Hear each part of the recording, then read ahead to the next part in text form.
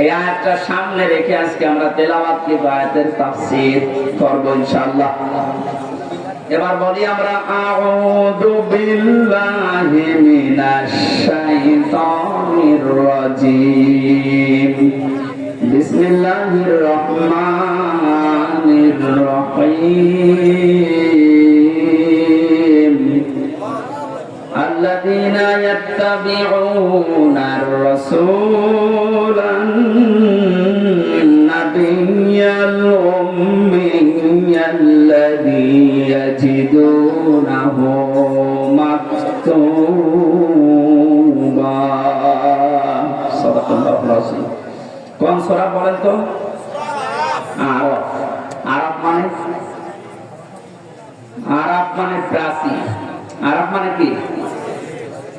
বিভিন্ন অর্থ আছে। আরাফের অন্যতম অর্থ হচ্ছে আরাফ মানে প্রাচীর। কিয়ামতের দিন আল্লাহ জান্নাত জাহান্নামের মাঝে একটা প্রাচীর দাঁড় করাবেন।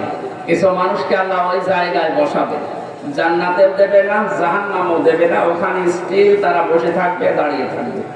খেয়াল করে, এদিকে এত নড়াচড়া কি সমস্যা কি? এদিকে আসার দরকার নেই। দেখেন তো কি বলে, দেখেন না আমাকে বলো হয়েছে।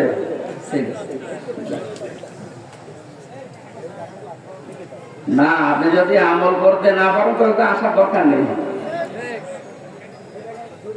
নামকরণ বলছে তাফসীর করার জন্য 13টা জিনিস সামনে রাখা লাগে। আমরা উসুলে তাফসীরের যে নিয়ম পড়েছি, এখানে কত আলেম বসে আছে দেখতে পাচ্ছেন না? নাকি ফাটা যায় একজনকে লাগিয়ে দেবে। ছাতা করলে কি ইবাদত থাকবে? এটা কষ্ট হচ্ছে গরমে আমাদের, তারপরও যেহেতু এটা ইবাদত, এই কারণে আমরা বসে আছি কিছু নেওয়ার জন্য, নাকি? আরাফ কি নাম বললাম? এটা একটা প্রাচীর, জান্নাত জাহান্নামের মাঝে আল্লাহ রাখবেন। নামকরণের ভেতরে আমি তাফসীরে তাবারি থেকে বলছি। এটা নবীজি বলেন সাহাবীরা, এখানে আল্লাহ যাদেরকে বসাবেন এদেরকে জান্নাতেও দেবে না জাহান্নামও দেবে না, একেবারে স্থির। প্রশ্ন করলেন সাহাবী, হে নবী এদেরকে আল্লাহ জান্নাতে দিচ্ছে না কারণ কি? বিশ্বনবী জানিয়েছেন এই মানুষগুলোকে আল্লাহ জান্নাতে দেবে না তার অন্যতম কারণ এরা মা বাবার সাথে খারাপ আচরণ করত। এরা নামাজ পড়েছে, রোজা রেখেছে, ভালো ভালো কাজের আঞ্জাম দুনিয়ায় দিয়েছে, দান সাদকা এদের সব ছিল, শুধু একটা বিষয় পারিবারিক জীবনে মা বাবার সাথে এদের ভালো ব্যবহার ছিল না। এখানে কোরআনে কারিমে আল্লাহ জানিয়েছেন ক্বাদা রাব্বুকা আল্লা তা'বুদু ইল্লা ইয়্যাহু ওয়া বিল ওয়ালিদাইনি ইহসানা। আমি আল্লাহ রায় দিয়েছি। রায় দিচ্ছেন কে? আমি আল্লাহ রায় দিয়েছি, ফয়সালা করেছি, সিদ্ধান্ত নিয়ে ফেলেছি যে আমি আল্লাহ ছাড়া কারো ইবাদত করা যাবে না। আর মা বাবা যাদের আছে তাদের সাথে ভালো ব্যবহার করা লাগবে। আয়াতের ভেতরে দুইটা বিষয় বেশি। কয়টা? এই যে আল্লাহর ইবাদত করা লাগবে, আল্লাহর আইন মানা লাগবে, কোনো প্রশ্ন করা যাবে? বলেন বলেন, আপনার বুঝে আসুক বা না আসুক, আল্লাহর আইন আল্লাহর ইবাদত মাস্ট বি। আপনাকে এজন্য এত বানিয়েছে। তাহলে আল্লাহর আইন মানা এটা ফরজ। আল্লাহর আইন মানা কি? আরো জোরে বলেন। মা বাবার আইন মানা কি?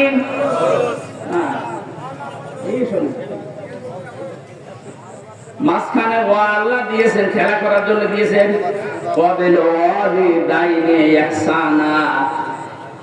মা বাবার আইন মানা ফরজ না, মা বাবার সেবা করা ফরজ।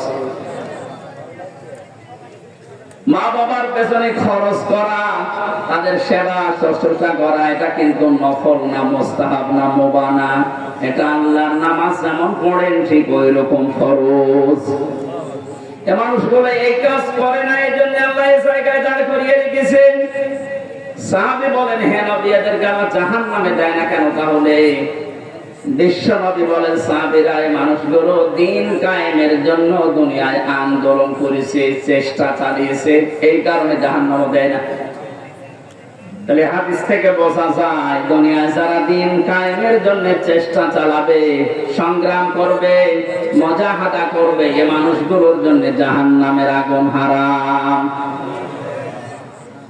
আমরা জাহান্নামে যেতে চাই না, কারণ যারা আমরা ইসলাম এই পৃথিবীতে দাঁড় করানোর জন্য, কায়েম করার জন্য চেষ্টা চালিয়ে যাচ্ছি, খাদেম হিসাবে, কামলা হিসাবে, আমাদেরকে আল্লাহ জাহান্নামে দেবেন, আপনি বিশ্বাস করতে পারেন। তো পারিবারিক জীবনে যেন এমন কোন কাজ আমরা না করি যে না আমরা জান্নাতেও যেতে পারছি না। এখন একটা ছোট্ট প্রশ্ন এখানে আছে, আজ হাজার লক্ষ পরিবারে আমরা অনেকেই চেষ্টা করে যাচ্ছি যে পারিবারিক জীবনে আমরা শান্তি সুখে কাটাবো, যেন জাহান্নামে যাওয়া না লাগে মা বাবার সাথে আচরণ খারাপ করার কারণে। তো অনেক পরিবারে আমরা বাস্তবে দেখতে পাচ্ছি স্ত্রীর কারণে আর স্ত্রীর মা বাবার এই কুপরামর্শের কারণে অনেক সংসারে সন্তান মা বাবার সাথে ভালো আচরণ করতে পারছে না। সম্মানিত মা বোন যারা বিভিন্ন জায়গায় বসে আছেন, শুধু নামাজ পড়ার পর্দা করা ইবাদত না, মানুষের সাথে মুআমালাত মুআশারাত পারিবারিক জীবনে নিজের নিকট আত্মীয় স্বজনের সাথে ভালো ব্যবহার করা ইবাদত। এটা হাজারো পরিবারে নেই, এখানে অনেক মানুষ ইসলাম সঠিকভাবে মানতেও পারছে না। বাস্তবতায় সে দান, সাদকা, নামাজ, রোজা, হজ, যাকাত বহু কিছু করছে, পারিবারিক জীবনে স্ত্রীর শুধু মন ছোট থাকার কারণে নিজেও বাধ্য হয় স্ত্রীর কারণে মা বাবার সাথে খারাপ ব্যবহার করতে। আপনি কিন্তু আমাকে আরাপ নামক জায়গায় দাঁড় করাতে বাধ্য করছেন। সুতরাং স্ত্রী যারা এসেছেন ওরা মন উদার করবেন, মনে করবেন যাদের বাড়িতে আসলাম এগুলো আমার মা আর বাবা। আমি হাজারো মেয়ে লোককে দেখেছি নিজের মা বাবা দোষ করলেও কিছু মনে করে না, মাফ করে দেয়, মানিয়ে নেয়। শ্বশুর শাশুড়ি একটু ভুল করলে মানাতে পারে না, তখন স্বামীর কাছে আস্তে আস্তে কানে কানে কথা তুলে দেয়। এরকম মহিলা দেশে নেই? শ্বশুর শাশুড়ি যারা বসে আছেন ওরা তো এখন বগল বাজাচ্ছে যে কাজ হচ্ছে। কোরআনে কারীম জানিয়েছে ওয়াকুলু লিন-নাসি হুসনা, মানুষের সামনে হাসি মুখে ভালো কথা বলবা, এটা একটা সাদকা দেওয়ার সওয়াব হয়ে যাবে। আপনি শ্বশুর আর শাশুড়ি হয়েছেন তাতে কি? মেয়েটা 18 বছর, 20 বছর, 22 বছর পরে আপনার বাড়িতে এসেছে, এটাকে নিজের মেয়ের মতো মনে করতে পারেন না।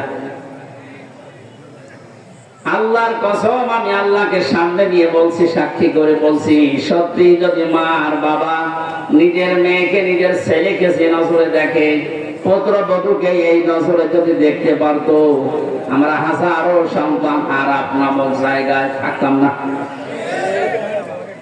আহ্বান জানাচ্ছি, আমরা তো চেষ্টা করছি, কিন্তু আপনাদের এই ছোট মনের কারণে পারছি না। আর মনটা উদার করেন, কি করবেন আপনি দুনিয়ার এই সয় সম্পদ দিয়ে যদি জাহান্নামে যাওয়া লাগে? আল্লাহ আমাদেরকে আরাফ নামক এই জায়গায় যেন দাঁড় করিয়ে ভাগ্য হত না করেন।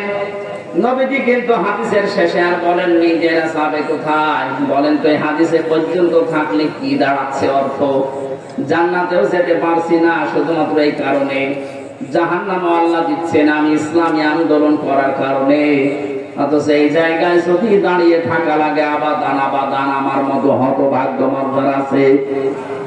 আল্লাহ আমাদেরকে হেফাজত করুন, বলেন আমিন।